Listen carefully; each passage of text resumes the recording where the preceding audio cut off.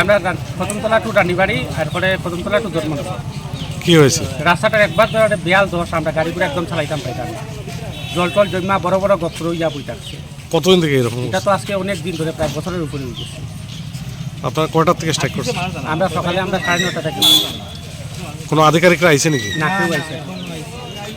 কি চান আপনারা? আমরা চাই আমরা রাস্তাটা মেরামত হইতো। মেরামত নাই, আমরা আর এই রাস্তাটা মানে আজকে বিগত দিন তো তারকপুরের রাস্তাটা ধর্মনগর রোড এবং তারকপুর যেটা রানীবাড়ির রোড আছে এবং 40 দিনের রাস্তাটা বেহাল অবস্থা আজকে প্রায় 7-8 মাস করে।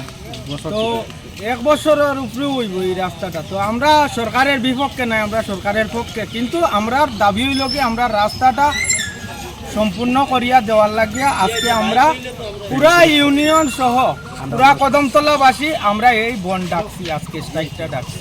এটাই আমরা দাবি ত্রিপুরার মুখ্যমন্ত্রীর কাছে যে আগামী দিন যাতে আমরা এই দাবিটা মানার জন্য। রাস্তাঘাট বন্ধ করছি, এই যে রাস্তাঘাটের বেহাল অবস্থা, আমরা গাড়ি চালাইতে পারি, গাড়ির অনেক ক্ষয়ক্ষতি হয়। কোনোটা রাস্তা প্যাসেঞ্জার লইয়া গাড়ি লইয়া রাস্তার দিকে যাওয়া যায় না, অ্যাক্সিডেন্ট হয়, রাস্তাঘাট ঠিক নাই। তারপর থেকে ধর্মনগরের অবধি রাস্তার বেহাল এর লাগে আমরা রাস্তা বন্ধ করছি। তারপর রানীবাড়ি থেকে ধর্মনগর অবধি পুরা রাস্তা খারাপ, বাজার থেকে সব রাস্তা খারাপ, সব রাস্তার বেহাল দশা। এখন চাই আমরা রাস্তা ঠিক করিয়া দেওয়ার লাগিয়া, রাস্তা ঠিক করিয়া দেওয়ার কাজ শুরু করার লাগিয়া, এর লাগে আমরা রাস্তা বন্ধ করিয়া রাখছি। যখন রাস্তা ঠিক হইব তখন আমরা স্ট্রাইক উঠাইব। কদমতলা এই টিমুকি যেমন এই কদমতলা থেকে ধর্মনগর, কদমতলা থেকে রানীবাড়ি, এই 2টা রোড আজ বিগত দুই বছর, 1.5 থেকে 2 বছরের মধ্যে কোনো কাজ হয়নি। ওই রাস্তায় এত গর্ত রাস্তার মাঝে যে সাধারণ মানুষ এবং অন্য গাড়িগুলা যানবাহন চলাচল করতে খুব অসুবিধা হয়। আমাদের প্রতিদিন রোড অ্যাক্সিডেন্টের সম্মুখীন হতে হয়। এই জন্য আমরা আজ কদমতলা বিমাতাতে রোড অবরোধে আমরা বসেছি। আমরা 2টা স্থানে বসেছি, 40 দিনের মুখে।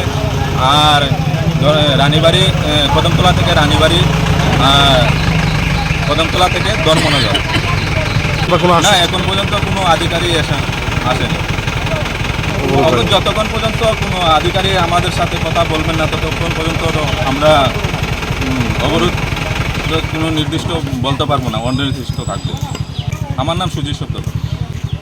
এটা বিএমএসের উদ্যোগে নিয়ে এই অবরোধে আমরা বসেছি এবং এখানে কদমতলাবাসী নাগরিকরা আছে, তারা উদ্যোগে নিয়ে আমরা বসেছি। বাড়ির ছেলে ডাক্তারি পাশ করে ফিরছে, তাই সেলিব্রেশন চলছে নানা পদের রান্না। শেফদের পছন্দ সিস্টার মশলা, যা মডার্ন টেকনোলজি এবং স্বাস্থ্যসম্মত। টেস্টিও সিস্টারের রান্না, প্রতি পদে স্বাদের বাহার।